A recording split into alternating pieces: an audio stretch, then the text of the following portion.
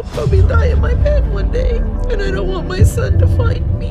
I feel like I've done enough damage to him that would be the final straw. When I look in the mirror, I see a monster. I see someone who's hideous. I don't resemble a human form. Not every journey ends with victory. Some crash in spectacular fashion. From missed goals to explosive confrontations, these stories spiraled out of control. They're the moments that left Dr. Now frustrated and fans heartbroken. These are the most dramatic failures in my 600-pound life history. Pauline is in a living nightmare. She's trapped in a body that won't even let her reach behind and wipe herself. Imagine the humiliation, the helplessness. The only reason she's even alive right now is because her niece does the dirty work for her. Literally, without that girl, Pauline would be rotting in that bed. And that's not an exaggeration. That's just the reality she's chosen. It's hard when you see how you're hurting people you love, but you can't stop making the choices that hurt them. I am absolutely trapped in this body. I've let myself get way out of control.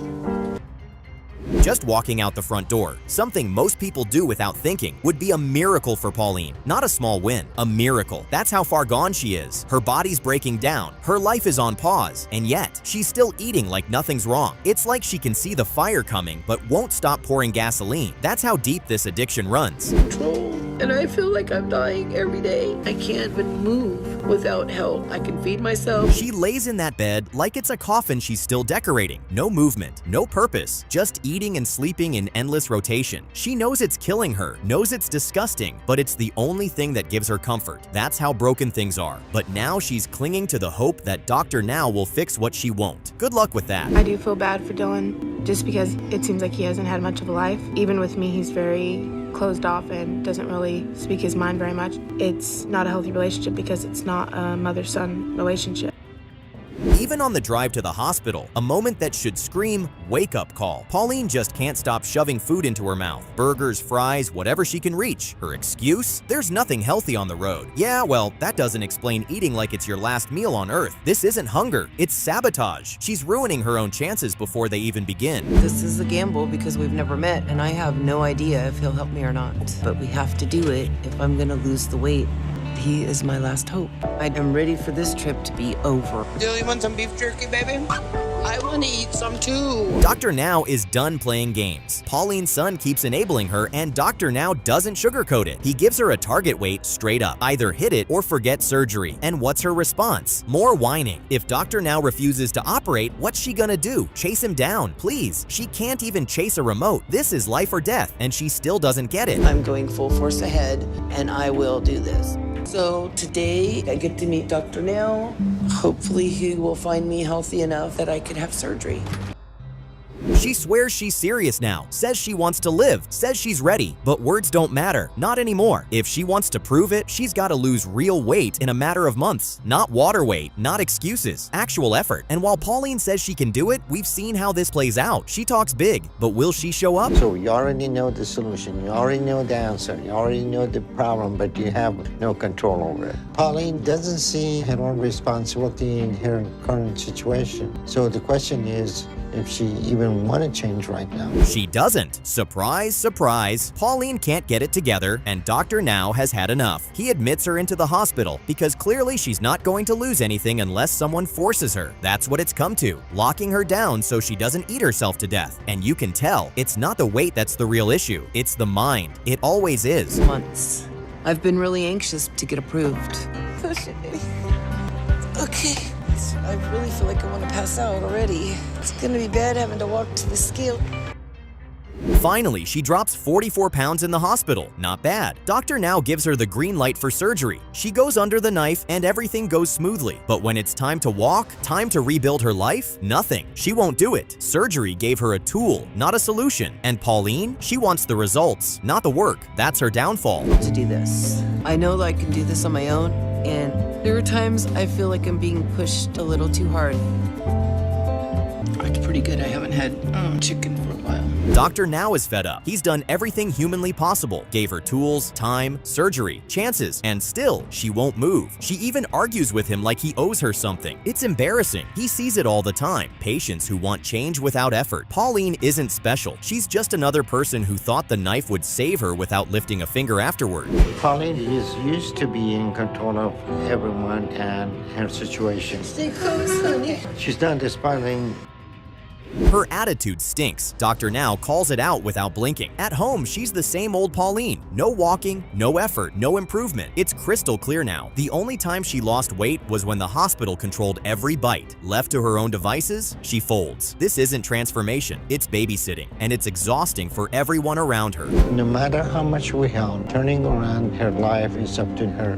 Good morning. Good morning. How are you today? That's how Pauline's story ends. She got the surgery, sure, but not the change. The weight might drop a little, but the mindset, still heavy, still stuck. She never learned how to fight for her own life. And in the end, that's what this journey is really about. Not just cutting fat, but cutting the excuses. And Pauline couldn't do either. You always have certain excuses, Because but it's none true, of them it's make not any an sense. excuse. I'm not trying to skip the program or, not listen to your rules. I'm not. Most of the time, people don't realize how deep the damage runs until it's almost too late. Ashley R's story is a prime example. She spent years feeding a craving that was slowly killing her, stuffing herself with junk food while ignoring the silent screams of her body. Her life spiraled into chaos and pain, and before she knew it, she was in a state that could have easily cost her everything, including her life. Her journey into darkness began just like that. I thought I would have my white picket fence, I'd have kids, but my life is nothing like that. It's a nightmare. My entire body is in constant pain. I'm completely miserable. It's a struggle to just move at this weight. Can you imagine living every single day in tears? That was Ashley R's reality. There wasn't a single day she didn't cry over her body. Every task, no matter how small, turned into a mountain she couldn't climb without help. Her independence was gone, her dignity fading fast. That level of hopelessness, that level of emotional exhaustion, nobody deserves that. I cry in the shower because it's just painful. It is painful sitting there. It is painful holding myself up. It is painful when my mom scrubs my back. It's really hard for Ashley to take a shower. I have to help her because if I'm not there, she has to ask her husband to do it. And she doesn't want to do that. You don't want to be in Ashley's shoes, not for a second. What makes it even worse is that the signs were there from the beginning. When she was just a little girl, her parents noticed something strange. She was always the chubby kid in class. The others ran, played, and lived carefree. But Ashley, she stood out, and not in a good way. In the class. But I always assume it's baby fat. It's gonna go away. Back in the days, we didn't think that was something wrong with Ashley. We thought that was just part of life, that she was healthy. And she was just loved to it. We never thought that was gonna be a problem. And just when you think things can't get any darker, boom, her own uncle traumatized her in ways that broke her spirit. The pain didn't stop there though. When she met her husband, he didn't care about her weight at first, but over time, their marriage began to strain under the pressure of her size and her helplessness. What I really loved about her was her sense of humor, her charisma, her eyes. We did things, it was like a normal couple, but each year I'm gaining more weight, so we had to stop our outings, we had to stop. At first, he played the role of a supportive husband, but then it turned into something else entirely. He was cooking, cleaning, bathing her, helping her do everything. And I mean everything. At that point, it didn't even feel like a marriage anymore. It felt like a job he never applied for. And what was Ashley doing while he carried the weight of it all? Eating, still eating. And this is what she had to say about that. Eating, I feel numb, and it's better than feeling stressed. Every time I get out of the car, my stomach is so large that it presses on the horn. Of course she hated her body. How could she not? But hate alone wasn't going to change her situation. Thankfully, she mustered up enough courage to go see Dr. Now. But even before she stepped foot in that office, you could see the fear in her eyes. She already knew what was coming. And trust me, it wasn't going to be sugar-coated. So what seems to be biggest challenge with your eating habit? I'm usually just snacking all day long. So why are you doing that? Because I'm hungry. I know I shouldn't eat like I do, but in everything I eat, I feel so guilty about eating it. Dr. Now laid it all out like a sledgehammer to the soul. If she didn't stop eating the way she wasn't going to see 40. It was that serious. But guess what? She didn't let that scare her into silence. She let it light a fire under her. She worked hard, fought back, and eventually got the green light for surgery. How doing? Okay. All right, so you lost 54 pounds. So how is your eating habit now? I measure everything, I weigh everything in ounces, make sure the portions are under control. I have more protein, and now I don't snack at all. Oh man, that moment must have felt like the sun finally broke through after years of storm clouds. Surgery day arrived and Ashley R. pulled through with flying colors. Everything went smoothly, and now the ball was in her court. She had to heal, recover, and fight to make sure she never fell back into the pit she just crawled out of. But that's easier said than done. It's been hard trying to walk again, but you gotta walk through the pain. I feel like my stomach's like compressed like this, and when I stand up, it slowly releases. It's just, I guess, baby steps at this point. Luckily, her husband, bless his heart, stood firm beside her through every step of the recovery. He could have walked away like most people would, but he didn't. And that support, that made a world of difference. But still, no amount of support could fix her inner battle. Even after all that success, Ashley R. still couldn't fully shake her old eating habits. The war wasn't over yet. In your situation, how you ended up here? Well, I mean, I've been battling with my weight my entire life, and I had weight loss surgery. Okay. How's it been for you since the surgery?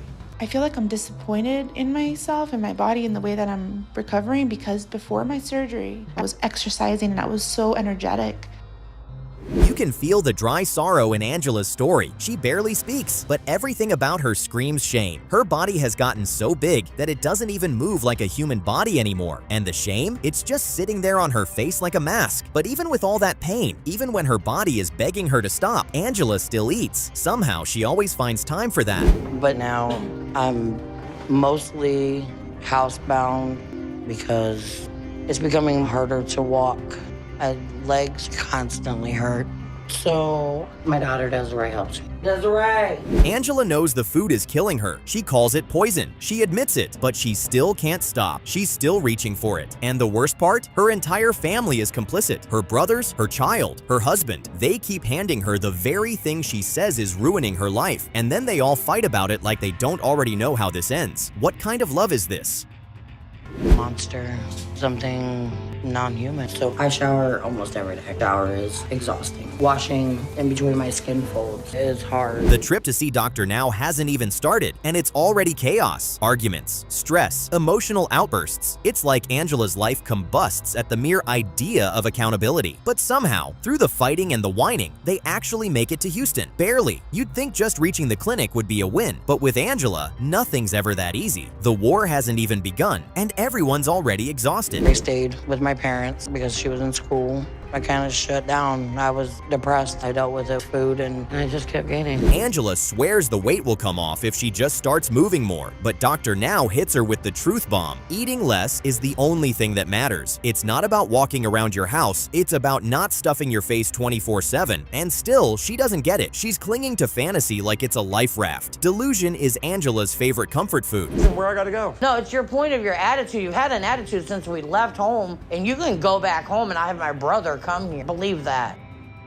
Angela lies with confidence. She says skinny people eat more than her, says she barely eats anything, but the camera doesn't lie, and neither does the scale. She's over 600 pounds and somehow thinks she eats like a bird. That's not just denial, that's full-blown fantasy, and it tells you everything you need to know about how far Angela is willing to go to avoid facing herself. Because I don't think that I am. I eat at bad times. I don't eat during the morning and afternoon because I drink coffee, which suppresses my appetite. Angela's been given the easiest rule in the world. Drop 50 pounds in a month. That's it. Dr. Now isn't asking for a miracle, just progress. And Angela swears she can do it. Her family nods along like backup singers in a delusion band. But when it's time to follow through, that's when the music stops. So what does she actually do? You already know the answer. Mutual benefit, because your daughter's is also some weight problem, huh? So she brings you unhealthy food, she can eat it too. Yeah. All right. She eats the same food as me, so I'm worried. I tell her all the time, when you get to this age, it's harder to lose weight and you're a lot more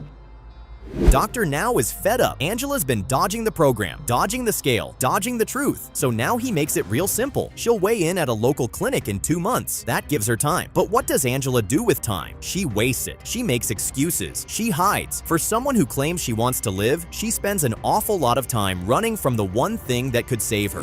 Be careful on the onion ring. It was so hot. Oh yeah, you're gonna burn your mouth.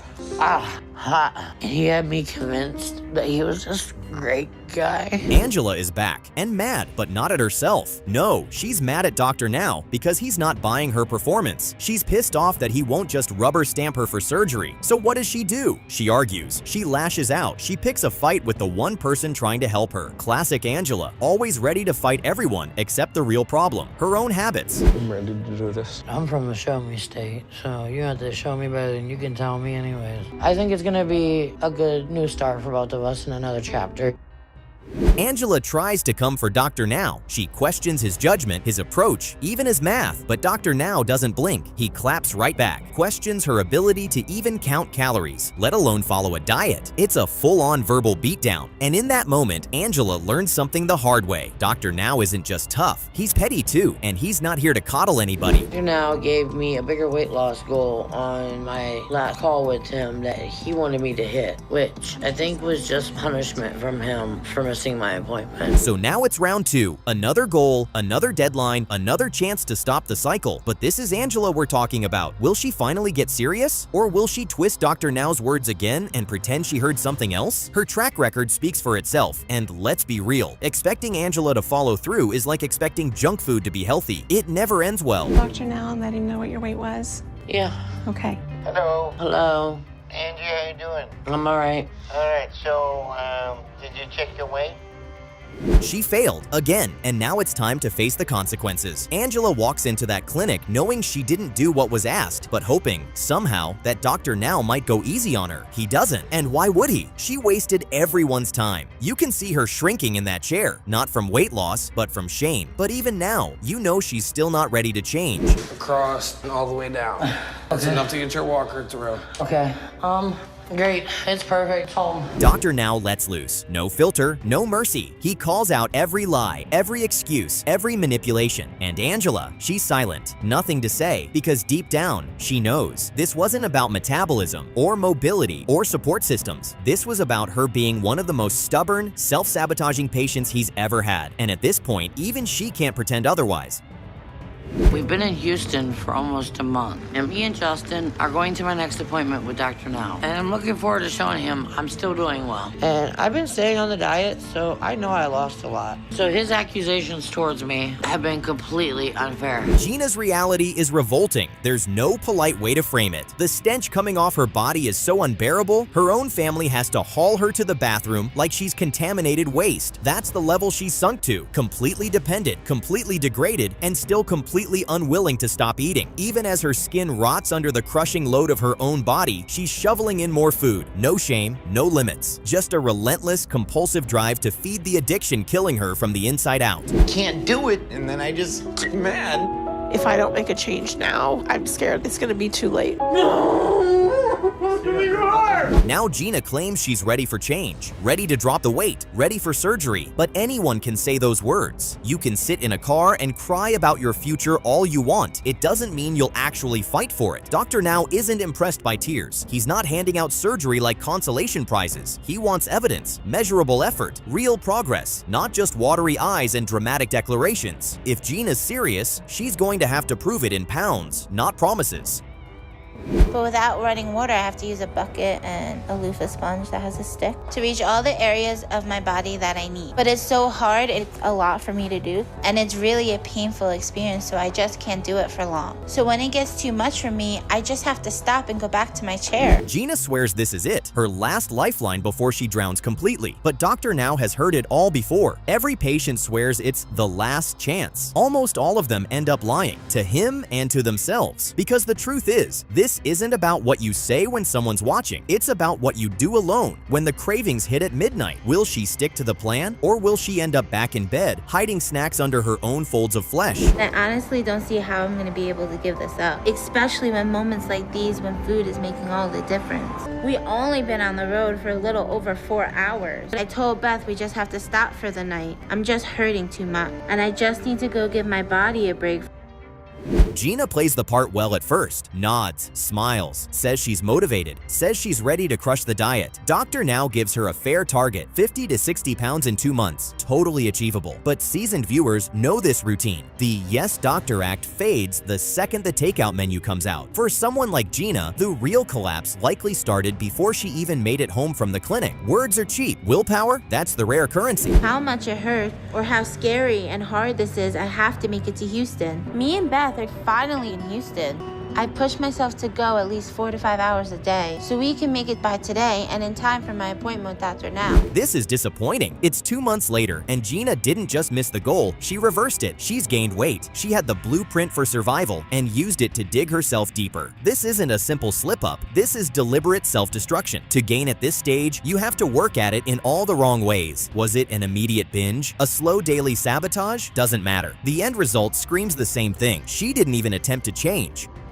I'm gonna get weight loss surgery, but one of his requirements for his program was that me and Beth would have to move to Houston for a year. So shortly after my sister's wedding, I decided I want to go ahead and... Now the defense begins. A stream of incoherent excuses and half-baked emotional spins, as if talking in circles could distract from the obvious failure. But Dr. Now isn't here for bedtime stories. He slices straight through the fog. This wasn't bad luck. This wasn't mysterious. It was a choice, plain and simple. Gina knows it, and that's why she can't meet his gaze. She's not baffled, she's exposed, and deep down, she's terrified because the act isn't working anymore. But in some ways, it's gonna be really good because it's gonna give me a chance to discover more of who I am, not being in a house with 4 other people. We need a bed. Well, I don't know what you expect me to do tonight.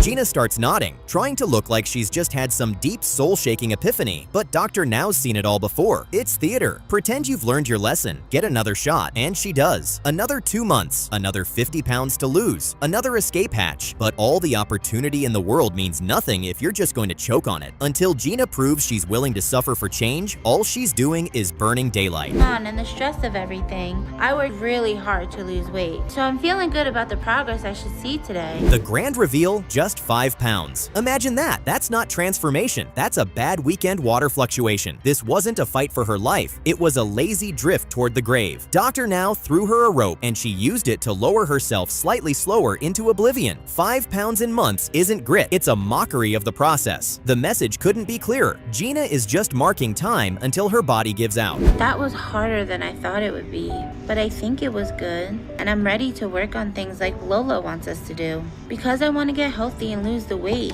And I want me and Beth to have a good, healthy relationship. Gina keeps insisting she's doing everything right, eating clean, staying disciplined, following every step. But the scale tells the real story, and the numbers aren't in her corner. You can't outtalk the truth. What those numbers say is that Gina hasn't put in the work, not remotely. This isn't bad luck. This is willful sabotage. She's not just one of the most challenging patients Dr. Now's seen. She's a contender for the worst, entitled, delusional, and burning everyone's time while pretending to save her own life. Nice. Ooh. Do you want to put the sheets on and stuff? Yeah, I think we should. I'm ready for the new me and the life me and Beth can have if I'm able to lose the weight. The first thing that I would think about when I wake up in the morning is I wish I could go back to bed because I dread having to face reality.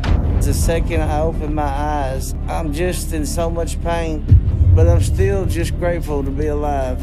Some scenes went beyond shocking. They left viewers frozen in disbelief. From brutal confrontations to devastating twists, these moments hit like a punch to the gut. Fans watched with wide eyes, struggling to process what was unfolding on screen. These are the my 600-pound life moments so intense, audiences simply couldn't handle them. For Leniotha, even taking a shower is a life-threatening gamble. One slip in that bathroom could break bones or stop her heart. She knows it. Every step she takes in in there is like playing Russian roulette with her own life, and all because of her size. But here's the sad twist. She can still walk. For someone her size, that's considered ahead of the curve. It's pathetic when you think about it, but at this stage, she's hanging on to whatever victory she can. Go to the bathroom, I know that I'm going to be out of breath, and I dread it.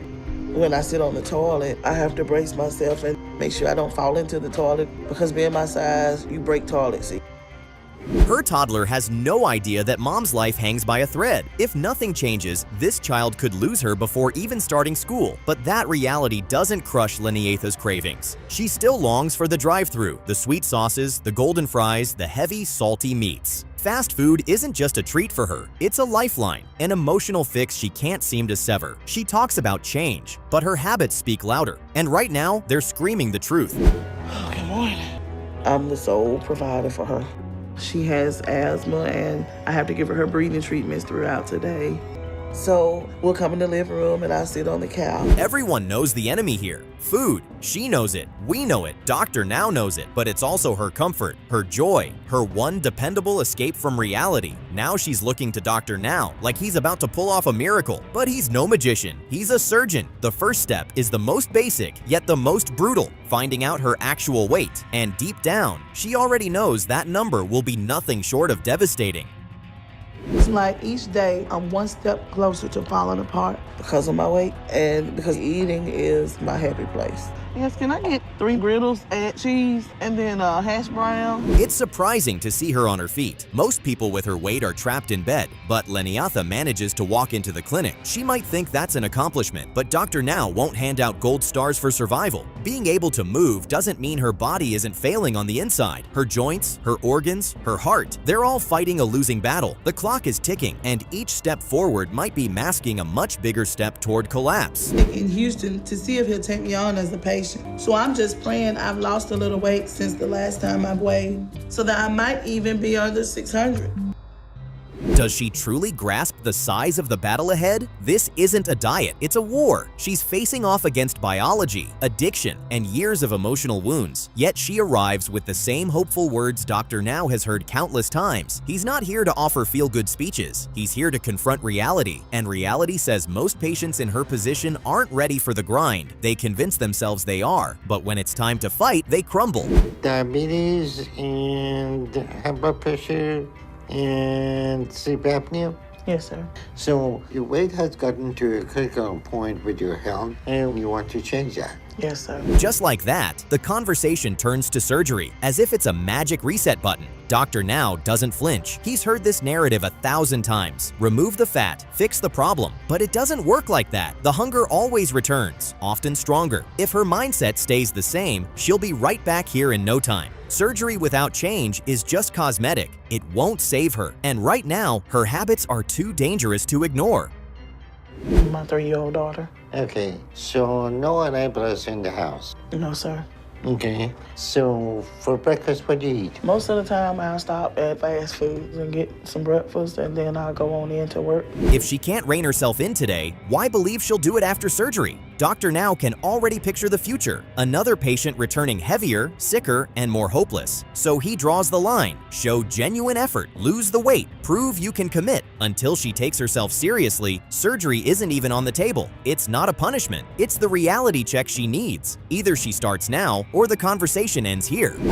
What do you expect us to be able to change for you? I'm hoping weight loss surgery will help me change. Really? Yes. Okay, the surgery is not going to be a solution for your eating disorder. On paper, weight loss is simple. Eat less, move more. But when food is your addiction, the withdrawal is brutal. That's when the excuses start creeping in. Leniotha's already slipping, skipping appointments, pushing them back like they're optional. They're not. If she were really making progress, she wouldn't be avoiding Dr. Now. This is the first sign she's retreating, and deep down, she knows it. The longer she hides, the harder it will be to pull herself out of this spiral. to lose some weight. And that means that you need to change your eating habit. You think you can do that? Yes, sir. Okay. So I'm going to give you some reading material that has a 1,200 calorie a day diet in it. She arrives with claims of big changes, no soda, no binging, a healthier routine. But the scale doesn't lie, and the numbers barely moved. Dr. Now doesn't need to challenge her. Reality already did. Either she's exaggerating her progress or she's blind to how little she's accomplished. In both cases, the truth is the same. She's far from where she needs to be, and until she faces that, the gap between her words and her results will only grow wider. After I rescheduled my last appointment, I got a call from Dr. Now's office telling me he wanted to do a video call with me. So that's happening today. And I'm not really looking forward to having him see me because I'm just not feeling great about where I'm at. Then comes the classic excuse. Her body needs more food than most people's. She paints herself as the exception, but Dr. Now has seen this movie before. It's self-delusion, pure and simple. Blaming her metabolism instead of her habits is just another way to dodge responsibility. Every bite keeps her chained to this life, but she'd rather believe her body is broken than admit the problem is her choices. And that belief is killing her slowly, one plate at a time. Work with being the only one at work, so it's been kind of conflicting. So I haven't been able to get out to Houston. Well, I'm sorry to hear all that, but doesn't look like you have lost any weight since I saw you last. Even though you told me you had when I called you. She insists eating less will starve her. Dr. Now can't help but laugh. She's consumed enough calories over the years to keep another person alive for months. Starvation is the least of her worries. Her body desperately needs the break she refuses to give it, but to her, an empty stomach feels like punishment. That's the addiction talking, convincing her that fullness equals safety. Until she learns to live with hunger, even briefly, she'll never escape the grip food has on her. Yeah, but that's a figure of speech. It needs some action behind it. What happened with that? I didn't do the action behind it. Well, but you're running out of time, and this is several months, and we haven't been able to get you to lose any weight. Now she's furious, eyes wide, voice raised. She acts like Dr. Now just insulted her whole existence. But he just sits there, arms folded, not buying it. He's seen this attitude 100 times. This isn't hunger talking, this is ego. She wants to be congratulated for doing the bare minimum, but he's not handing out trophies for trying. You either lose the weight or you don't. No one gets a ribbon for rage. Say, you're killing yourself and food is doing that to you. So you don't need to eat all the time. You follow what I'm saying? No, you're gonna starve to death if you don't eat, even if I am fat. She's hoping the scale will prove her right, that the numbers will make her feel like she's actually accomplished something. But 29 pounds? Over several months? That's the kind of number you lose by accident, not effort. That's a few skipped meals, not real change. Dr. Now knows it. He doesn't even need to raise his voice. That number says it all. She's been coasting, not grinding, and it shows. Realize what you were doing wrong, okay? Exactly, that's what I said. I wasn't doing what I was supposed to be doing. My problem was not sitting around eating. I work all day. I'm always constantly going and active and going. So I don't sit around and just eat. Dr. Now gives it to her straight. She's still eating too much, still comforting herself with every bite, still lying to herself. And when she hears that, she's shocked, genuinely surprised, like she thought she was crushing it. That tells you everything. She's not tracking, she's not reflecting, she's just reacting. And that's exactly why she's stuck in this loop of failure and frustration. I'm at Dr. Now's about to find out my weight, and I've been working harder than ever to get the full 60 pounds off. Down to today's weight, I gotta be at a 544. So he offers her another shot, one last lifeline. One final window to get it together, but you can already tell it's wasted breath. She's not ready. She wants the benefits without the battle. She's still waiting for someone to save her, when saving herself is the only way out. Dr. Now has seen it. If she doesn't flip the switch now, she won't make it back. I should have lost more. But it's still a good loss, and there might even be a chance that Dr. Now would be happy with that, because it's a much bigger loss than I've had for him before. So he might decide that I'm ready for weight loss surgery today after all. And just like that, she's done. Over it. She says she's finished with the program, finished with the pressure. Not because she doesn't need it, but because it's too damn hard. Dr. Now asked her for 50 pounds in 2 months. That was the line, and instead of rising to the challenge, she folded. That's how fragile this whole thing was. One deadline, and the whole dream crumbles. Unreal. How y'all doing? I'm good, thank you. All right, Lynn. So today you're down to 575? Yes, sir. So you lost 29 pounds, ultimately over 5 months. All that talk about doing it for her daughter? vanished. All that crying about her health? Meaningless. Because when push came to shove, she bailed, didn't even try to fight through it. She'd rather live in denial than do the real work. And the worst part? She probably thinks this is self-care, that quitting is strength. But we all see it. This is fear, plain and simple. And you're happy with that, but the bad news is it's still too much. You follow what I'm saying? I really don't. I don't, because I'm not eating. That's what I'm saying. I don't know. And I'm not going to change what I'm saying because I'm not eating. She had one last chance, one more runway to save her life. But instead of taking off, she crashed it. All because it wasn't easy. All because it required sacrifice. She let the one person who could actually help her walk away. And now she'll go back to her food, her pain, her excuses, and tell herself she made the right choice. That's the saddest part. She actually believes she's okay. Trying to care for everything and keep everything going and still trying to work and keep just day-to-day activity going is the main thing. James lives in hell. There's no sugarcoating it. He's trapped in a body that barely functions. He can't walk, can't move, can't even wash himself. His friends have to clean him like he's some sort of science experiment, like a specimen in a lab, except this one never gets better. He's not living. He's rotting in real time. And the scariest part? Everyone around him is getting used to it, like this is just how life's supposed to be now. Can't do anything for myself anymore. So I got to depend completely on my girlfriend Lisa or my daughter Bailey to help me out. You got gloves, Bailey? Lift with your legs, honey. Bathing James is like washing down a large animal at the zoo. That's how much effort it takes. It's not love at this point, it's maintenance. Even his child had to quit school to stay home and care for him. Imagine that, your education traded for a sponge bath. And how does James say thank you? He asks for more food. That's his idea of gratitude, stuffing his face while his own family gives up their lives to keep him alive. But I have no choice because I have to stay clean or things will get much worse for me. Oh, easy, Lisa. I'm sorry.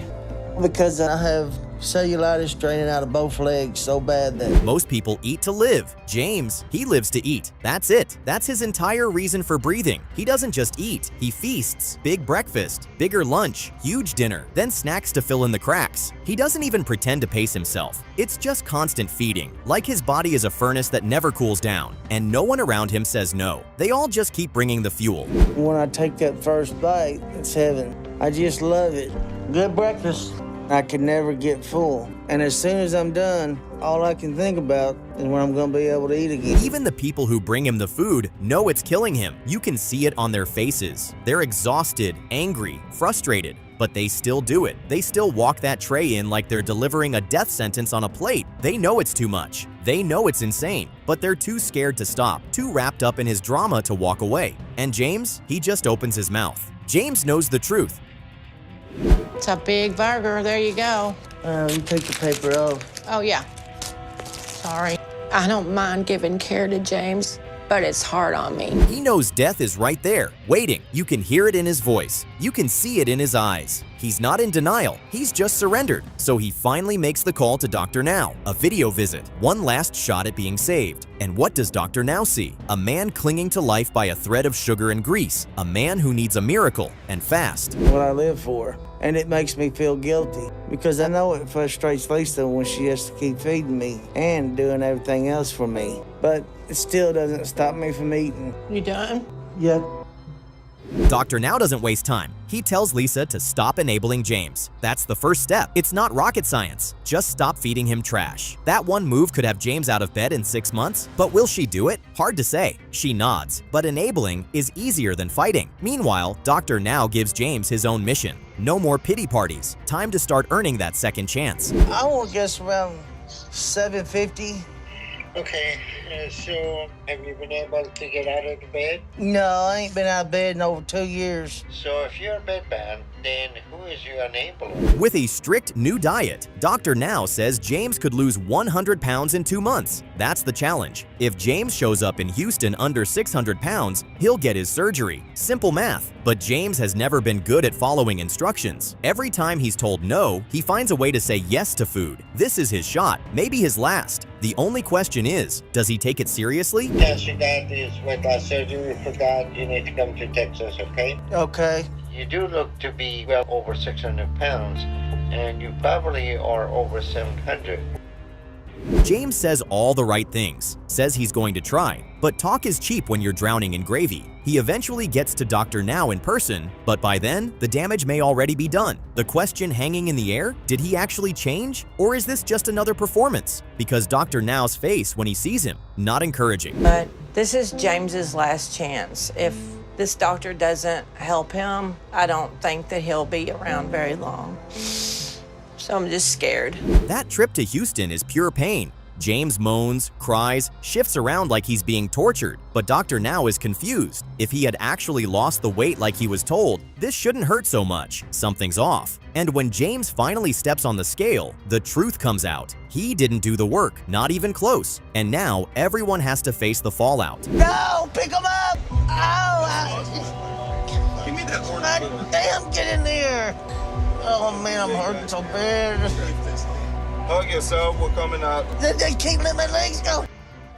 Dr. Now doesn't need to ask. He can see the truth. James hasn't lost anything meaningful, maybe a pound or two, but it's nowhere near the goal. And when James starts lying about his progress, Dr. Now turns to Lisa, the enabler, the one still holding the fork. Calm down right now because we're taking care of you, okay?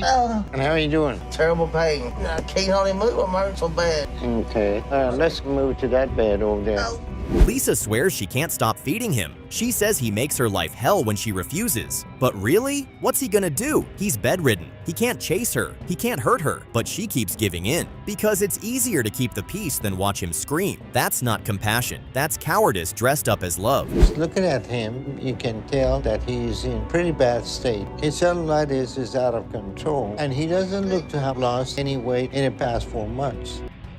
Then comes the most ridiculous excuse yet. James blames his weight on fluid retention, as if water weight explains 750 pounds. Dr. Now nearly rolls his eyes out of his head. This isn't swelling, it's fat, years of overeating, denial, and enabling. That kind of weight doesn't sneak up on you. It's built one bite at a time. Part of this all falls on his girlfriend, who has been enabling him. Let me explain the situation to you. James is not going to survive much longer, and since I've been working with you two, he's not lost any weight. Dr. Now brings James into the hospital anyway, because maybe, just maybe, structure will save him. And sure, James loses some weight on a controlled diet, but the second he's back near free food, he folds. No restraint, no discipline, just right back to his old ways like nothing happened. It's the same movie all over again. If you all don't change the diet right now, he's gonna go back to Kentucky. I'm not gonna take care of him. I have brought him the food, but I didn't get him in that shape. You got him in broke this shape. his ankle and got in the bed, and the bed broke, and so the fluid started retaining.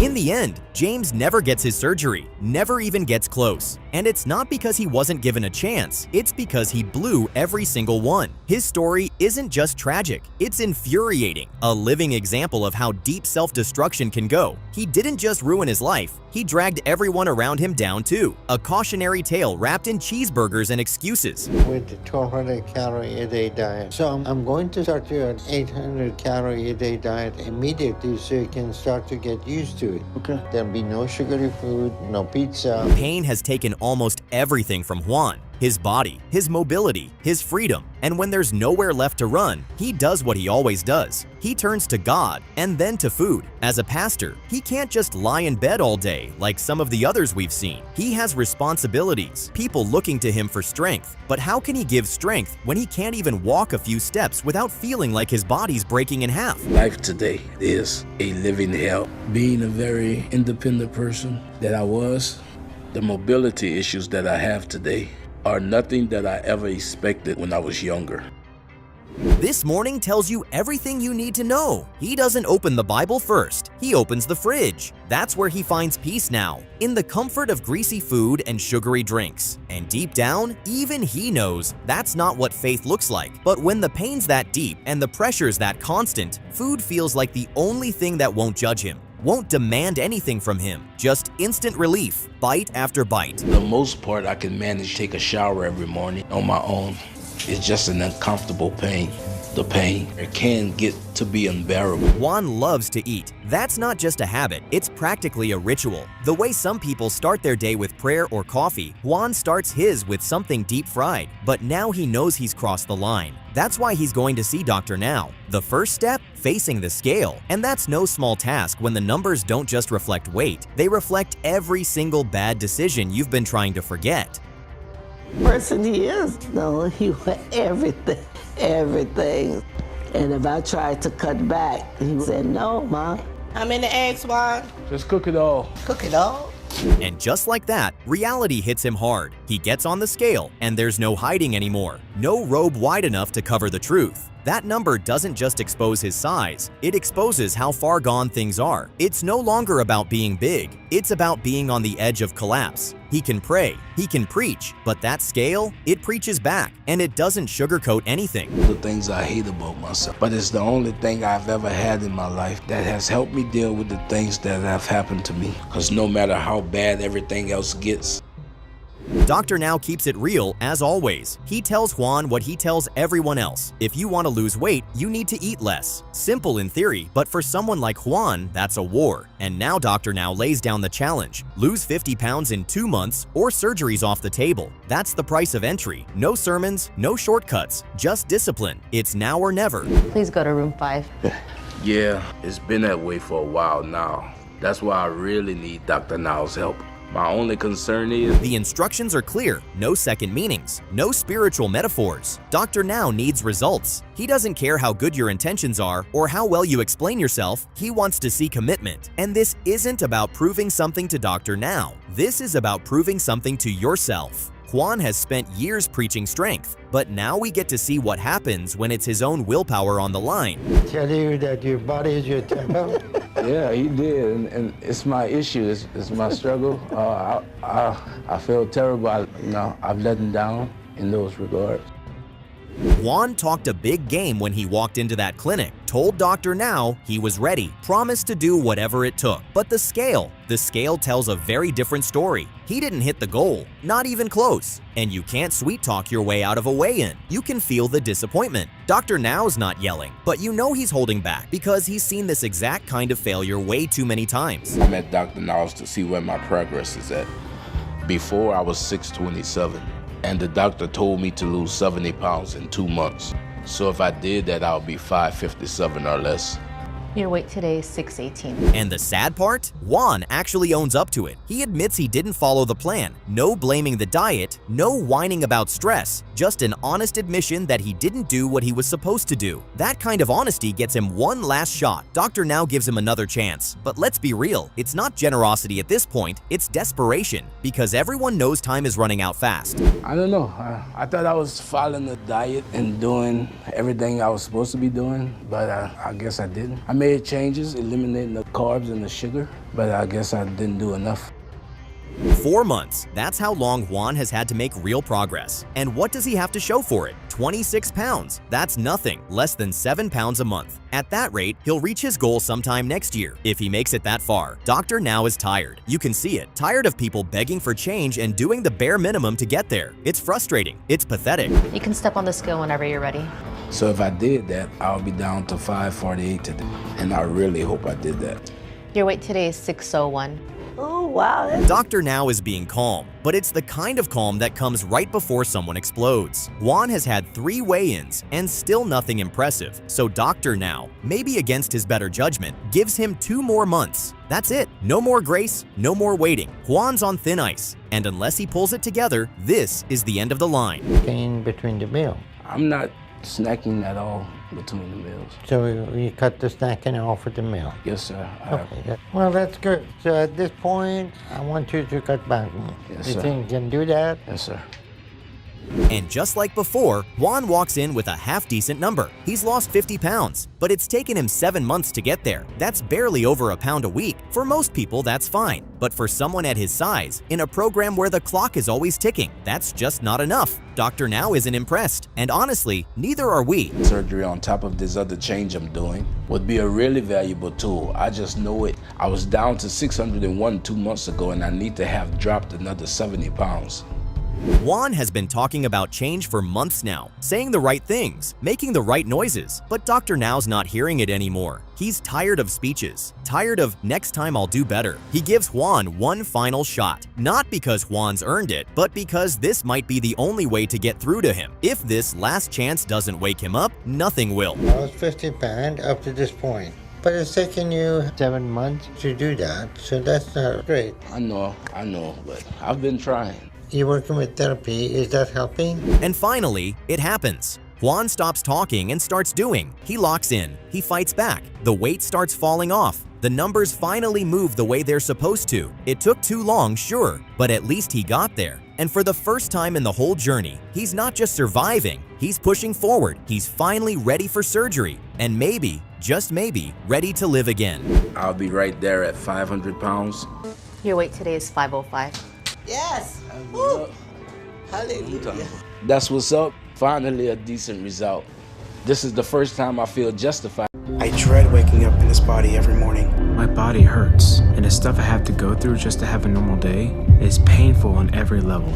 It's just too hard to get in one, so I sit in this chair all day long and try not to get up. But if I do, all the pain that's pulling on me. Some of the most shocking moments flew under the radar, but they're unforgettable. From tense confrontations to jaw-dropping twists, these scenes had fans on edge. You might think you've seen it all, but these hidden gems will prove you wrong. These are the heart-stopping, my 600-pound life moments you never knew you missed. Lucas is really living a filthy life. His body is massive, his room is disgusting, and his hygiene is so bad he has to hike to his sister's house just to take a bath. That's not normal, that's rock bottom. The floor is probably sticky, trash bags piling up, empty containers everywhere. He's waddling between filth and food, living in squalor and pretending it's manageable. It's not. He's isolated, buried in junk, spiraling without breaks. The man doesn't just need a diet, he needs an extraction team and a wake-up call with sirens.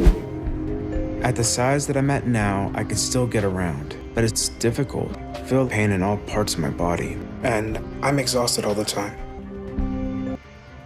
Every bath is a gamble. Lucas knows that one wrong step could be fatal. One slip and he's gone. That's how fragile his situation is. The tub isn't relaxation, it's a death trap, and the whole process wipes him out. He ends up sitting there for minutes, gasping, sweating, trying to recover. You'd think the fear might change him, but nope. As soon as he towels off, he gets right back to business. The business of feeding. His reward for surviving the bath? More food. The loop never ends. I'm thankful I can still clean myself, but I can picture a time where I can no longer do that. And it's a pretty scary thought. Every part of my body is heavy. Lucas hasn't had it easy. Life's handed him more than a few punches, but somewhere along the line, he let the food do the talking. Now he's trying to turn the story around. He heads to Houston to see Dr. Now, and when he steps on that scale, it's not just a number. It's years of pain, bad choices, denial. The air in the room goes still. He's scared, but this is the beginning. He either faces it or runs.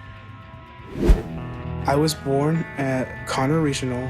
I don't remember exact details about my weight, height, or anything like that. I just do know my mom says I was a difficult baby. The way my mother describes it was everything was stressful for me. And I think the reason was because the household growing up was very chaotic.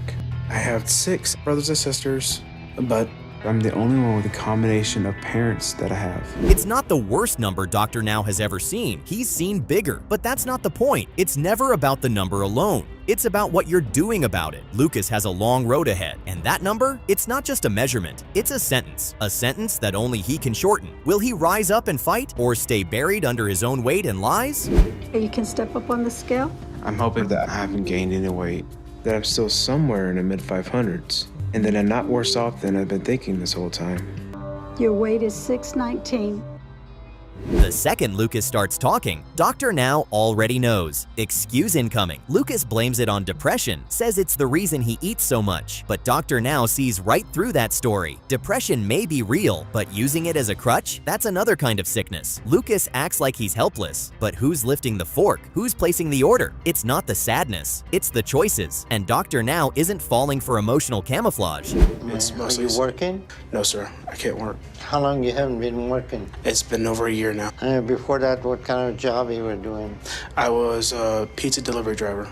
Lucas's sister thinks she's helping, bringing food, offering comfort, saying yes, but comfort is killing him. She's not a caregiver, she's an accomplice, and Dr. Now lets her have it, tells her flat out, you're feeding him to death. What she calls love is really just slow destruction. Every bite she brings is another nail in the coffin. It's not about feelings anymore, it's about survival, and Dr. Now won't let her play innocent. I tend to overeat myself. I tend to choose that. I don't think anybody really enables me. It's just me. Is he telling me the truth?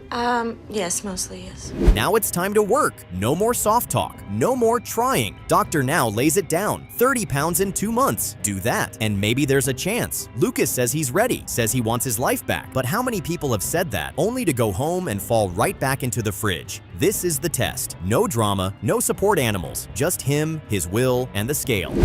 No. I'm just trying to make sure he has what he needs. All right, so Lucas, do you have any goal in your life? Goal? Yeah. I would like to... And shockingly, Lucas delivers. He didn't just meet the goal, he demolished it. 30 pounds, gone, just like that. For once, no games, no fake tears, just effort. You can see the pride on his face. And for the first time, Dr. Now gives him the nod. This isn't just talk, this is action. And that's the only currency that counts here. You can step on the scale. And Dr. Now told me to lose 30 pounds. So if I did that, I should be under 589 right now. And I really hope that I am, because I can't take a big failure right now. Dr. Now's finally seeing something different. Not just weight loss, but accountability. Lucas's sister isn't enabling like before. The junk food pipeline is drying up. And Lucas? He's finally stepping into the driver's seat. Dr. Now gives him a new challenge, another goal, tougher than the first. Because this isn't about one good weigh-in, it's about consistency. Can he keep this up? Can he stack wins instead of relapse? We have a high protein diet, low carb, low fats, some fruits, but not like high sugary fruits. Well, fruit is not necessary when you're 600 pounds. Lucas heads back home with a new assignment and a ton of pressure. Says he'll stick to the diet, stay clean, keep moving. But we've seen that movie before. Everyone says the right thing when they're in front of Dr. Now. The real question is, what happens back home, late at night, when the cravings kick in? The truth always shows up at the next weigh-in. What you're doing now by losing another 60 pounds over the next 2 months. If you do that, then I'll know you're serious and I will approve you for weight loss surgery. You think you can do that? He shows up and he's lighter. Not perfect, but lighter. It's not everything Dr. Now wanted, but it's solid. Lucas proved he could hold the line. That means something, especially when failure is the norm. He didn't collapse, he didn't flake, he delivered, and that gets him the golden ticket, surgery approval. For once, the cycle is bending his way. And Dr. Now told me to lose 60 pounds. So if I did that, then I should weigh 530 or less today. And I'm just praying that I did that so I can get approved for weight loss surgery. Lucas finally makes it to the operating table, not because of luck, because of sweat, because of effort. He followed the rules, showed the work, and stayed in the game when it would have been easier to quit. The surgery isn't the end, but it's the biggest door opening in his whole damn life. And now, maybe, just maybe, he has a real shot. So we'll go ahead and run some testing on you. And if everything looks good, we'll schedule you for next month. So how did that sound? That sounds great. All right, continue with your eating habit and weight loss. James is really going through it. When he wakes up, the very first thing on his mind is food. Not his health, not his body breaking down, just food. That's the first thought. Food, food, food. Like a broken record, it never stops. He doesn't even get a second to breathe before the craving kicks in. And it's not even normal hunger, it's obsession. That's how bad it's gotten. His entire brain is wired around the next bite, and it's eating away at every other part of his life. Every morning starts in desperation. The first thing I do before I even brush my teeth, good morning, how you doing? I'm calling to put in an order for breakfast this morning, please. I gotta look at whatever service I need, do what I'm gonna order for breakfast. Now we can see how James got in this situation in the first place. After breakfast, it's time to bathe. And it's the worst thing James does every single day. It's not about getting clean, it's about surviving it. Just moving that body in the tub looks like it takes everything out of him. Every wipe is a struggle. You can see it in his face. He dreads it, the pain, the embarrassment, the physical toll. And when it's finally over, does he rest? Number. He eats again. This cycle is killing him, and he's stuck in it. I'm always ready to eat. I just feel like the food has to be eaten. Food could be here, and I tell myself, stop, just put it down. 10 minutes later, for some reason, I'm back at it again. Something in my head is telling me I have to eat the food. You can feel the pain in his voice. His weight is destroying his life, but his addiction to food only fuels it. He is clearly eating himself to death. You hear the defeat. He knows he's dying, but food still wins. There's no joy in it anymore, just habit and desperation. His body is screaming for help, but he keeps feeding it poison. He talks like a man who has already accepted the end, and maybe he has, because giving up would be easier than changing. At least with food, the pain goes quiet for a while. It's one of the worst conditions that you could be in your life. I don't recommend this for nobody. Like, this is no way for anybody to be. Right now, because of my weight, I'm having a lot of back problems, like my lower back. James has a crazy routine. First thing in the morning, he eats a massive breakfast. Then he has his bath. And once he's done, he's ready for lunch. There's no space between these things. Just eating, cleaning, eating again. It's like time revolves around food. Not work, not family, just meals. It's mechanical. It's sad. But now he wants to change that by seeing Dr. Now for surgery. The question is, does he really want to change? Or is this just one more thing he's hoping will magically fix the damage without the effort? Going through how I'm feeling to make sure I hit that tub and dig in wherever I gotta dig in to take out whatever I gotta take out. So I wash my every day. It may sound macabre, but $625 isn't too much considering how heavy some of Dr. Now's other patients are. Now it's time to talk about surgery. James might think this is just step one on a simple checklist. Show up, get approved, done. But it's not. Dr. Now doesn't hand out surgeries to people who won't do the work. If James thinks he's going to skip the hard part and just roll into the operating room, he's in for a shock. This is where things either get real or fall apart fast. That's the range I was expecting. So I'm happy about that. But all this walking and moving around is taking too much of a toll on me. Oh, you don't understand my knees. I've been cramped up in the car for days. My legs is giving out. You think you're ready or you need me to help you? I'm good.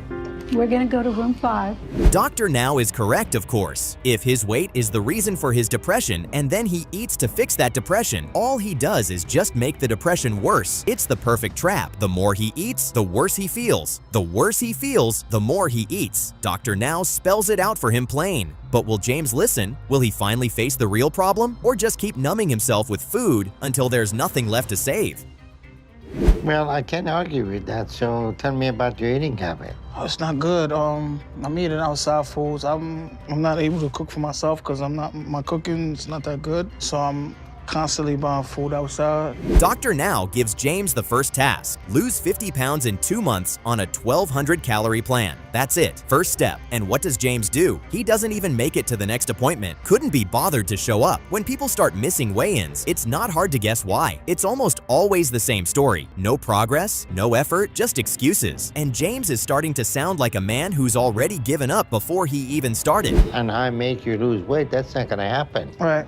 So you need to understand that you're going to be in the driving seat of this process, and it's going to be up to you to make those changes. But here is the thing, Dr. Now has seen this exact pattern before. Postponed checkups almost always mean one thing: failure. James is falling right into the same trap so many others do. He thinks he's being clever, thinks he's hiding the truth. But Dr. Now already knows. He's seen every trick, every excuse. And this one, it's textbook. No weight loss, no accountability, just delay and hope it all goes away. But it won't. It's good, Dr. Now. Do you think you have lost any weight? I think I'm doing well. It's been hard, but I've been working at it. I feel much better from the last time I seen you. Dr. Now accepts the excuse and gives James 1 more month to reach his goal. That's generous. But guess what? James blows it again. Doesn't show up. Skips another appointment. That's 2 chances gone now. He's running out of lifelines. At this point, it's not even about weight loss. It's about showing basic commitment. And James still hasn't proven he has it. The clock is ticking, and he's still wasting time. I'm going to give you another month, and I'm going to keep your goal the same. You need to lose 75 pounds by the next month, but you need to take this seriously no matter what you're going through.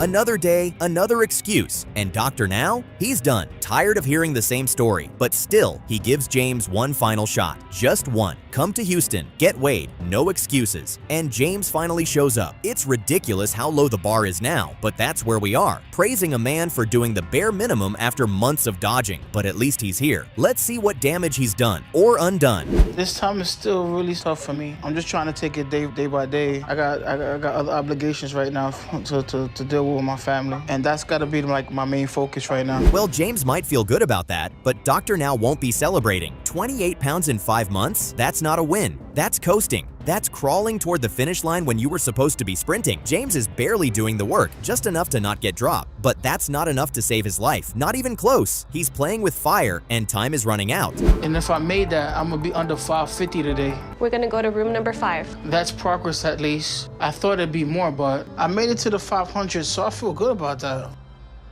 Dr. Now gives him another shot. Lose 50 pounds in 2 months and get approved for surgery. Simple, straightforward. But James has already failed at easier tasks. This is his last chance to prove he can take it seriously. The question is, will he finally rise to the occasion? Or will this just be another deadline he lets slip past while making the same tired excuses? Back on that and get your weight down, because the situation could still become critical at any moment. And losing weight that slowly isn't gonna avoid that.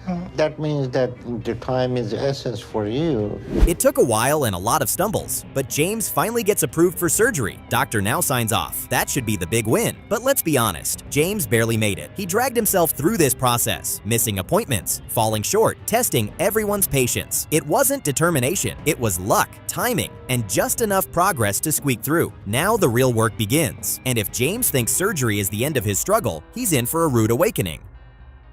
I needed to meet my goal. If I did that, I should be under 535. 543, so that is literally about 42 pounds down, okay? Ryan is in a living hell. He's only 31, but you'd think he's pushing 90 from how his body moves. Slow, strained, like it's falling apart one joint at a time. But this isn't age catching up with him. It's the weight crushing him into an early grave. His joints are shot, his lungs barely work, and every single step feels like he's dragging concrete blocks. He wakes up already exhausted, breathes like he just ran a race, and he doesn't even step foot outside. He's not just existing, he's decaying in real time, trapped in his own skin. And the worst part? He knows it. He feels it every second. It's something that no one should ever experience. It's not really a life because I can't do anything anymore, really. I'm too big.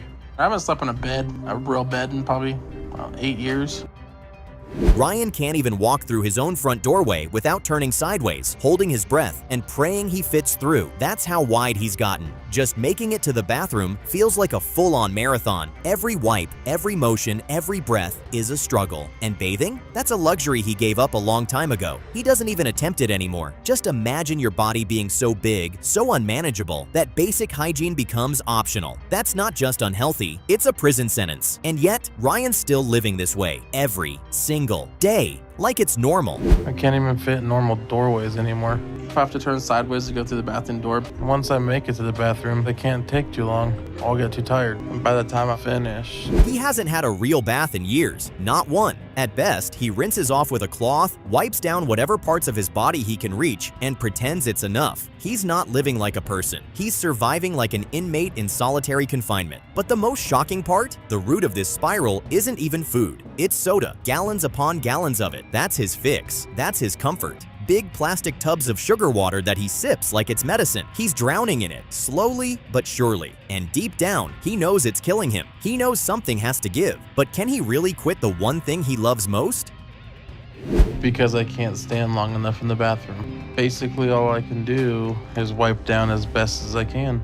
And my mom or Leroy, my mom's boyfriend, bring me some water to help me do it. You'd think that living like this would eventually break a person, force them to stop, to say enough, but not Ryan. Even when he tries to downplay it, you can see right through it. He's eating like a man with no breaks, no limits, no plan. That little breakfast he mentions, let's be honest, it could probably feed a small family. There's absolutely nothing small about what he shovels into his body. He wants to act like it's under control, like he's being reasonable. But the truth is obvious. Food is still the one in charge here, and Ryan, he's just a passenger. Sure. I don't usually eat a big breakfast, so my drink is what I really want most. That's one of the most important things to me, is to have my cup filled with what I like. The soda I like. And I nurse that all day long, even when I'm not eating. Ryan is brutally honest about one thing. Food is everything to him. It's the sun around which his entire world orbits. Whether he's sad, bored, angry, or even happy, it all flows through the same channel, his mouth. But now he claims he's ready to break that cycle. He says he wants out, says he wants to change. So he makes the trip to Dr. Now's clinic. But saying the right things and actually doing the hard work, that's a whole different league. Dr. Now has heard it all before, and he doesn't care about words. He wants to see results, real ones. So when I eat, I never want to stop, and I never feel like I have to, because I've never really felt like I was full. That's a feeling I never get, so I only stop when I run out. But if I didn't, then... Ryan shows up to his first appointment all smiles and sweet talk, positive, polite, and full of promises. Says he's ready to fight, ready to do the work. So Dr. Now gives him the usual test. Lose 50 pounds in a month. Just 50, not some crazy goal, just a start. But with how long Ryan's been trapped in his habits, you can't help but wonder, is this a breakthrough moment or just another round of empty optimism, gift wrapped in good intentions? But now, after 5 years, you have no friends, and it snows a lot, and you overeat because of that. I wouldn't say it like that. However you say it, that's what you're telling me. Well, here comes the truth. Ryan shows up again, and the scale can't even register his weight. That's how far gone he still is. Off the charts, literally, still over 660 pounds. And instead of showing change, he shows up with excuses. He starts spinning stories, trying to explain away the numbers. But Dr. Now doesn't want to hear bedtime stories. He wants the data. He wants proof. And all Ryan has is air, hot air, and a body that's still buckling under its own weight. At my last appointment, the scale couldn't read my weight because it has a 660-pound limit. Dr. Now thinks I was in the low 700s because of how I can get around still. But he gave me a goal. Now, Ryan is told to go back to Houston to find a proper scale so they can get a real number. Says he's lost weight, says he's doing better. But then, he doesn't even show up, doesn't make the trip, doesn't keep the appointment. That's not just a red flag, that's a white flag, a full surrender. And Dr. Now, he's not running after anyone. You want help? You come and earn it. Simple as that. You also realize that if you haven't lost the weight like you think, then we won't be moving ahead. You understand that? Dr. Now isn't buying it anymore. He sees right through the delay tactics and the fake optimism. Ryan is clearly avoiding the truth because deep down, he knows he failed. He hasn't changed. He hasn't made the effort. And now, he's terrified of facing that number on the scale. So he avoids it, lies about it, tries to talk his way around it. Like somehow, if he says the right things, the weight will disappear. But that's not how reality works. And Dr. Now, he's officially done playing along. Honestly, probably 95% of the time, I fall on that diet. Do you feel like you lost any weight? Oh, in my knees for sure. Absolutely. Back at home, Ryan sinks into the one place he feels safe, right in front of greasy takeout containers, scarfing down food that's killing him slowly. This isn't about nourishment anymore, it's about escape. The kind of escape that feels good for 5 minutes but chips away at your life for years. He's not trying to survive, he's trying to forget. And the lies? They just keep piling up, to Dr. Now, to his family. But the biggest lie? It's the one he tells himself, and if he doesn't snap out of it soon, that lie is going to put him in the ground. But you need to stop giving me excuses, because saving your life is more important than any other event in your life. So this is something that you need to be proactive for it. Here's how it ends. Ryan drops out, just disappears from the program. No follow-ups, no check-ins, no progress, no surgery. He chooses silence. He chooses food. He chooses comfort over life. That's the final call. The dream of change fades away, buried under fried chicken and empty soda bottles. In the end, his excuses outpaced his effort. He didn't fight. He didn't push. He gave up. And maybe the saddest part? He doesn't even seem surprised. Give us about 20 minutes and we'll have that right on up. All right, thank you so much. I'll see you shortly. On top of losing my mom and Leroy's support and help, recently things got even worse for me. When I found out my friend back in Oregon who was sick. Well, you're not gonna die up in here. I'll go to the street and die. I don't look at myself in the mirror. To me, I'm fat and ugly. All I see is fat glop. Some journeys didn't just inspire, they redefined what's possible. From barely moving to living life at full speed, these transformations are jaw-dropping. America watched in shock as patients shed hundreds of pounds and reclaimed their lives. These are the mind-blowing, my 600-pound life transformations that left the nation stunned. Deshawn feels like he's trapped in a sinking ship and the water's already up to his neck. He's not seen as a person anymore. He's become the dead weight everyone tiptoes around. The shame is relentless, hitting him harder than any physical pain. And instead of bailing water, he just sits there, letting it pour in. It's like he's watching his own slow-motion funeral. He knows the ending, he sees it coming, but he stopped reaching for a way out. That's rock-bottom apathy. Every day in this body, because of my weight, that's the main reason my life is hard. I just want to be free, but I'm trapped in this body. Every day is another step toward collapse, and everyone under his roof knows it. Yet Deshawn clings to his greasy rituals like they're sacred. Fried chicken, sugar-loaded drinks, piles of snacks. The worse his body feels, the more he dives into the very things accelerating his decline. This isn't mindless eating. It's a calculated escape. He's not chasing flavor anymore. He's chasing oblivion. Each mouthful is another brick sealing the door behind him, locking him deeper inside a cell he built himself. Gotcha. My sister, Diamond, we argue, fight, like any other siblings. She's in her own little world, I'm in mine. He makes the call to doctor. Now, like a man finally deciding to send an SOS on paper, it's a turning point. But in reality, it's lip service. Words are cheap, and he's an expert at stringing them together. One video consultation won't undo years of denial and self-destruction. Yet he leans on the act like it's proof of transformation. It's a performance, one where the curtain drops the second the camera's off. He wants applause for knocking, but he's not ready to walk through the door. Oh, it's stuck. Helping bathe him. It's kind of tough. It's kind of awkward. Come on, get close with me. Dr. Now has heard every excuse, every scripted promise, and every hollow "I'm ready" from patients just like Deshawn. The delivery is polished, but the sincerity is paper thin. His answers feel staged, stripped of urgency. Dr. Now doesn't feed off empty optimism. He wants grit, and there's none in sight. So he leans in, poking at the cracks, trying to break through the facade. He's not hunting for perfect words. He's hunting for real intent. And all he's finding is someone still hiding from the truth. So if you want to eat to support somebody to be 200 pounds, you have to eat 1/3 of what you're eating. The mask slips quickly. Deshawn's voice doesn't carry drive, just fatigue. Dr. Now decides to hand things over to his nurse. Maybe she can strip away the last of the pretending. But here's the reality. Motivation can't be handed over like a clipboard. No one else can inject urgency into a body that's given up. Change has to be lit from inside by a fire that refuses to burn out. And Deshawn, he's standing in a dark room with no spark in sight. Do you have a goal in your life? Not really. Do you have any friends? No.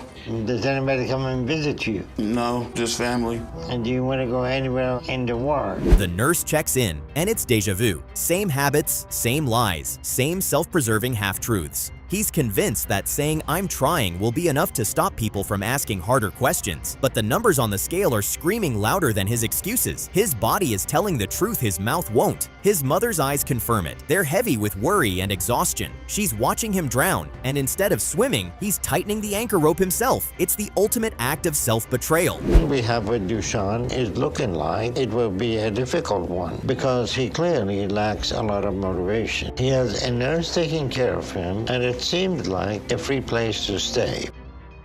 Nothing shifts. He's still planted in bed, still reaching for the same junk, still sinking deeper into the same trap. His mother is unraveling, mentally and physically. She's forced to witness her son waste away without lifting a finger to stop it. The grief is tangled with frustration, because this isn't a fight he's losing. It's one he's refusing to enter. The real danger isn't the weight, it's the peace he's made with dying like this. That silent surrender is more lethal than any number on a scale. That you were taking care of Deshawn, right? Yes. All right. Deshawn, tell me that you prepare the food for him. Yes, I do prepare and cook food for him when I'm there. His mother is beyond broken. You can hear it in her voice. She's terrified, watching her child slip away while carrying the full weight of his care. Dr. Now has no choice but to go straight to Deshawn and ask what's really going on. There's no more room for tiptoeing. Either Deshawn wants to live, or he's decided to die in front of everybody who loves him.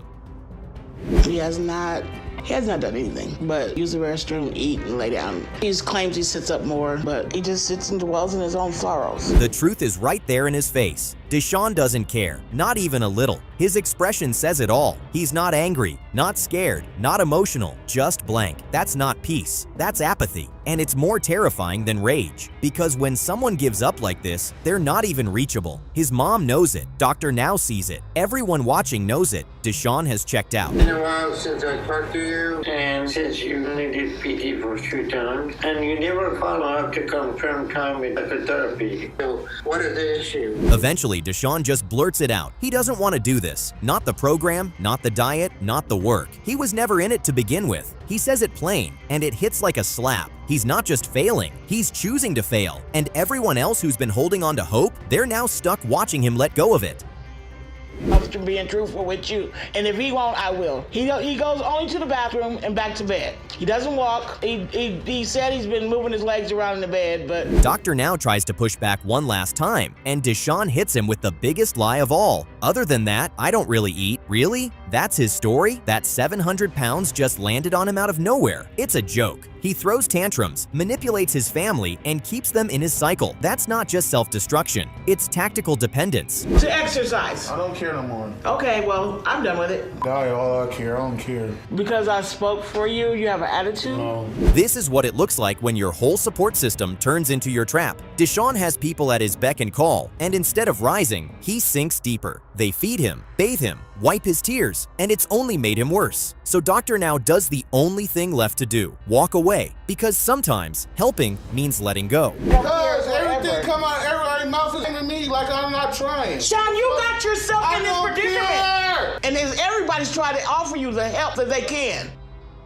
Even near the end, it's the same old story. Same bed, same snacks, same silence. His family looks exhausted. The nurse has no answers left. And Doctor now, he's emotionally clocked out. But Deshawn, he looks fine. Like this was always the plan, to get left alone with his food until the end. Maybe he never wanted help. Maybe this was the goal all along. And if that's true, it's tragic. Deshawn, I thought he quit 4 months ago when he refused to go to a local clinic. I got more optimistic. Susan knows the truth. One bad fall, and it's over. At her size, a simple trip to the bathroom could turn into a life-threatening event. She's fragile, she's alone, and there's no one strong enough to lift her if she goes down. That kind of fear doesn't just live in your head, it weighs on your chest every second. She's not living, she's surviving, one unstable step at a time. I hurt all the time, so I don't get up much. With me having this big stomach, it pulls on me so bad, and it feels like my skin is on. She looks in the mirror, and all she sees is disgust, not disappointment. Disgust. She hates herself so much it's almost hard to watch. But the real tragedy, that hatred hasn't stopped her from eating, because this isn't just a self-image problem, it's a full-blown food addiction. And like every other addiction, it doesn't care about her shame, it just wants her to keep feeding it. I hate myself. My weight is getting to a point where I can't take care of myself anymore. I live with my mother and she has to take care of me most of the time. Her family is deeply worried, not just casually concerned. They know Susan is circling the drain. Every day she's alive is borrowed time, and they can feel it slipping. So she finally makes the call. She decides to travel all the way to Houston and meet with Doctor now. This isn't some quick fix. This is her Hail Mary. If this doesn't work, nothing will, and everyone knows it.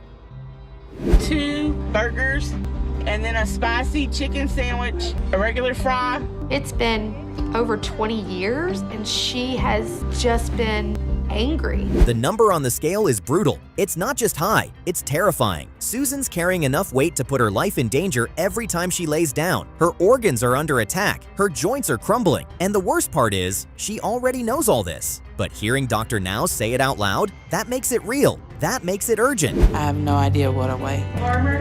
And I don't know if I could stand long enough to get my weight on the scale. I need to get...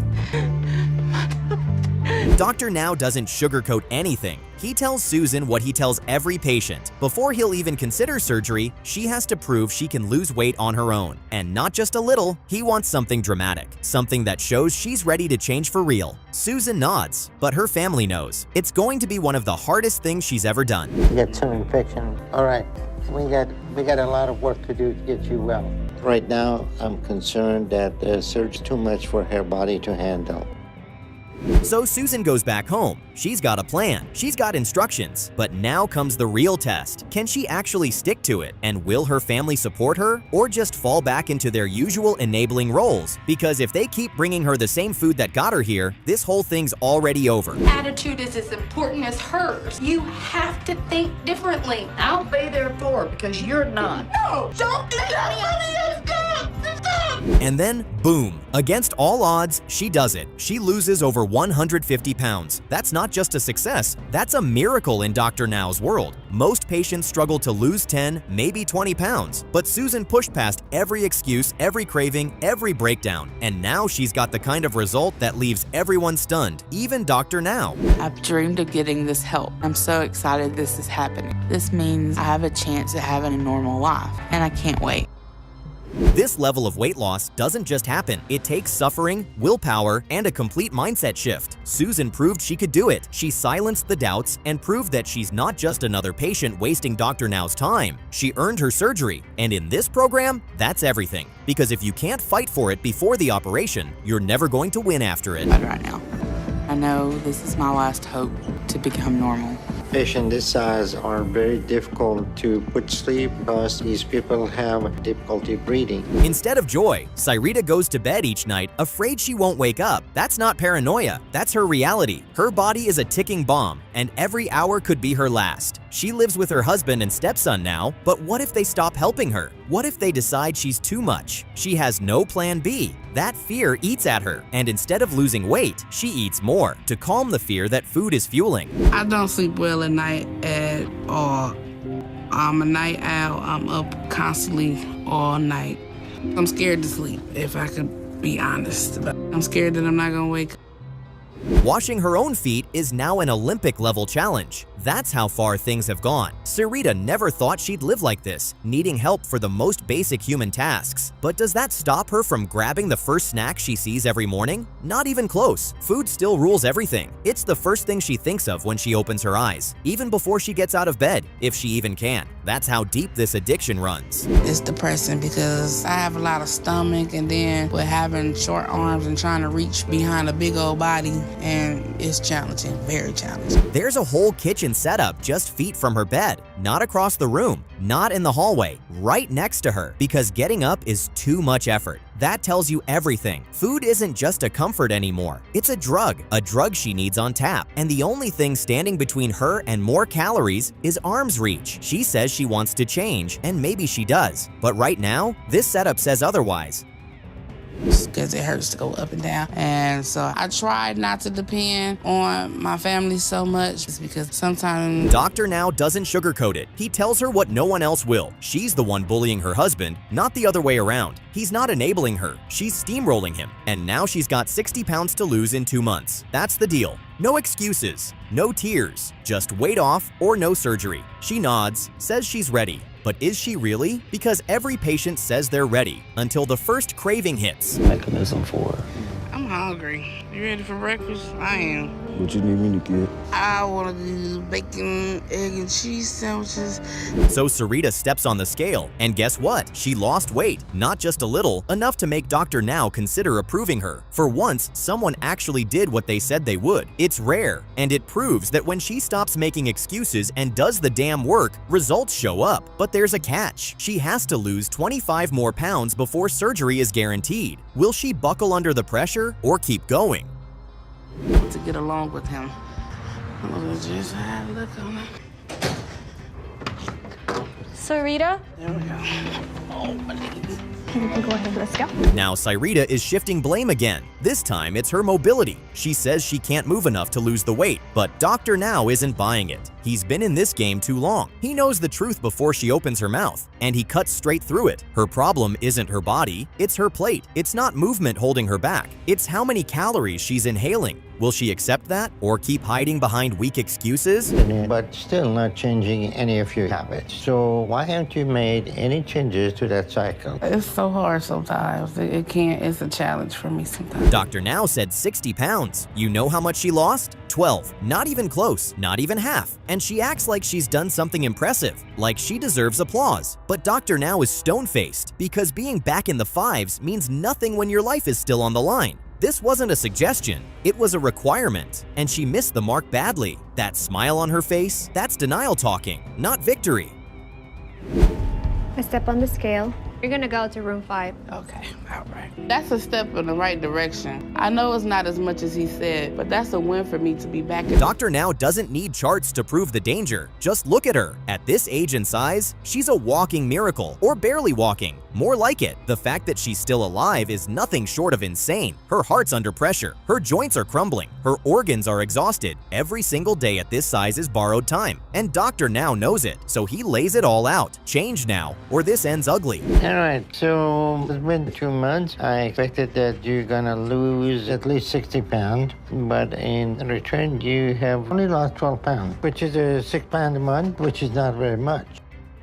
He keeps it blunt. There's no therapy speak here. She's killing herself with food, slowly, methodically, bite by bite, and every extra pound is a step closer to the grave. That's not dramatics, that's biology. She's choking her own future one meal at a time. And Dr. Now, he gives her one more shot, one last chance to save her own life. No promises, no guarantees, just the cold final offer. Do better or die trying. Get down to under 200. If you think losing 6 pounds a month is good progress, if you're gonna do that, it's gonna take you 6 to 7 years to lose that weight. Against all odds, she gets up, she pushes through, she sheds the weight, and for once, Dr. Now is actually impressed. He tells her what patients rarely hear. She's getting approved, but with one condition. She has to lose 25 more pounds. It's within reach. She's closer than ever. But this next step, it's where most fall apart. Will Syreeta rise to the moment or let herself slide right back into old habits? Oh, hell no. The scale don't lie, people do. Room 5, all right. It's not as low as it was supposed to be, but I think I have a better chance of Dr. She starts slipping again. The excuses return. She says her legs hurt too much to walk, so the scale doesn't move. But Dr. Now has seen through these stories for years. He doesn't flinch. He tells her what nobody else will, that her weight loss isn't about motion. It's about consumption, the calories going in, not the steps she's pretending to take. He's not here to coddle her. He's here to save her from herself. Syreeta? Back when I was approved for surgery, Dr. Now said I needed to lose another 25 pounds for surgery. So I would have been down from 544. Again, it's the same tired argument. I can't move. I'm in pain. But Dr. Now shuts it down instantly. He drops the hammer. Your weight is controlled by what goes into your mouth, not how many laps you walk around the kitchen. It's about discipline. It's about limits. She's not being punished. She's being told the truth. He gives her one final task. Lose more weight. No distractions, no detours. Just do it.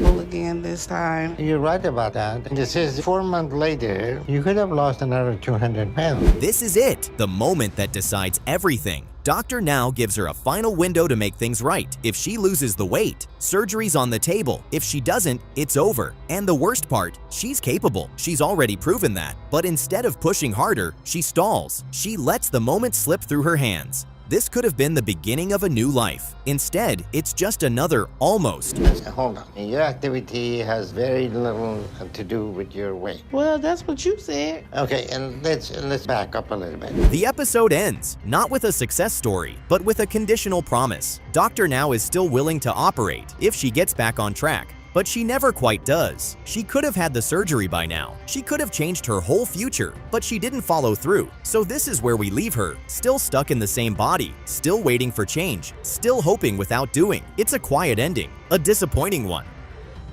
Last time I was here, I weighed 552, and Dr. Now told me I had to lose 40 pounds over the last 2 months. Okay, step up on the scale. So I need to be down to 512 today. The fat has taken over everything in John's life. He can't even go to the restroom by himself anymore. Think about that. Having to choose between soiling yourself or begging someone to help wipe you. That's not just uncomfortable, that's humiliating. But John keeps trying to do it all alone because he can't bear the shame of asking his family. And yet, every day, the weight makes that decision for him. I can't even sleep normal because I can't sleep laying down. I can't breathe. My weight smothers me. So for almost 8 years, I've slept in a chair. At this point, it's honestly a miracle John can still walk at all. His knees scream with every step, his breathing's shot, and his body looks like it's begging to shut down. But none of that stops him from loving food like it's the only thing keeping him alive. And in a twisted way, maybe it is, because once the food goes, what's left? Just pain, fear, and a pile of regret.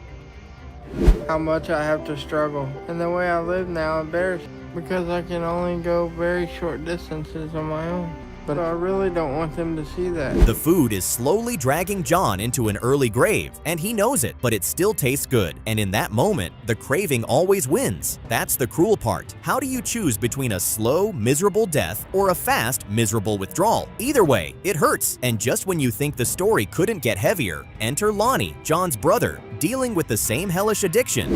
All right, let's go. I love y'all. Love you too. I never want to ask Amber and Caleb for help, so I want to do it myself.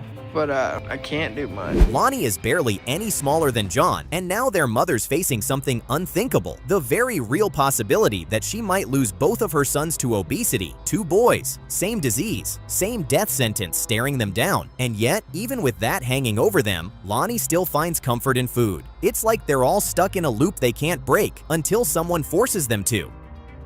Happens and I fall or slip and hurt myself, then I don't know how long I would have to wait to get help. My wife's at work and my son's at school. The amount of food these brothers eat would shock anyone, but here's the twist. They've finally realized they don't want to die like this. They've made the decision to change, to fight, to live, and there's only one man they believe can actually help them win this war. Dr. Now. If anyone can snap them out of this, it's him. But they're about to learn. Wanting change isn't the same as earning it. The time was the hardest part of my life. With a lot of things I just wish I could forget. Growing up, it was just me and my older brother, Lonnie. My dad was a truck driver. He got addicted to speed. The weigh-in is brutal. Both brothers clock in at over 600 pounds. That's not just heavy. That's dangerous, life-threatening, and frankly, unsustainable. Their organs are under siege. Their bodies are ticking time bombs. Dr. Now has seen this before, and while he wants to help, he's not in the business of giving surgery to people who won't follow through. So the choice is theirs. Prove they're serious or go home. I can't say that's shocking, but it's disappointing because that's my highest weight yet. I've gained a little bit of weight since last time I weighed. I just hope John's not a whole lot higher.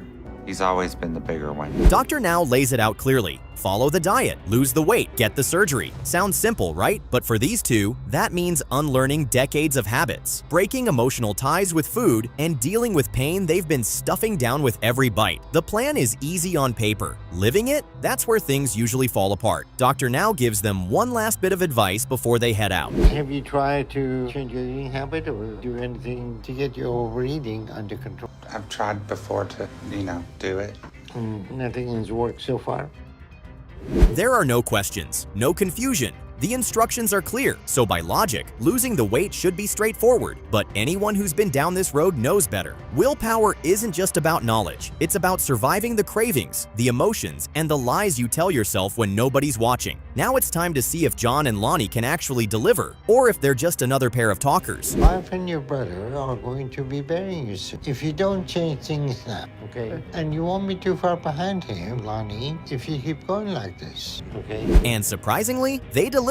Well, kind of. They don't hit the exact number Dr. Now wanted, but they lose enough weight to show that they're trying. For once, the scale moves in the right direction. They've actually been following the plan. So now it all comes down to one thing. Is Dr. Now impressed enough to keep them on the track to surgery? Dr. Now gave us the big goal of losing 80 pounds over 2 months, so that means I need to be under 532 today. The answer, sort of. Dr. Now isn't thrilled, but he's not pissed either. He expected better, but he's seen worse. So he gives them something rare in his clinic, time. 2 more months to drop the rest of the weight and prove that they're not just having a lucky streak. If they want the surgery, they better lock in now. No more half measures. You are today 619 pounds, so you lost 67 pounds? Yes, sir. That's very good weight loss, huh? And then, finally, it clicks. The brothers buckle down, follow the program, and deliver exactly what Dr. Now was looking for. They hit the weight loss goal and finally get approved for surgery. That moment proves what this show's been screaming for years. If you follow the damn program and stop hiding behind excuses, your life can actually turn around, and these two just proved it. That's the first time I've been in the 500s in a long time, so I'm really happy with my progress and Lonnie. And I don't think there's any reason for Dr. Now to tell us both that we're not ready for weight loss surgery.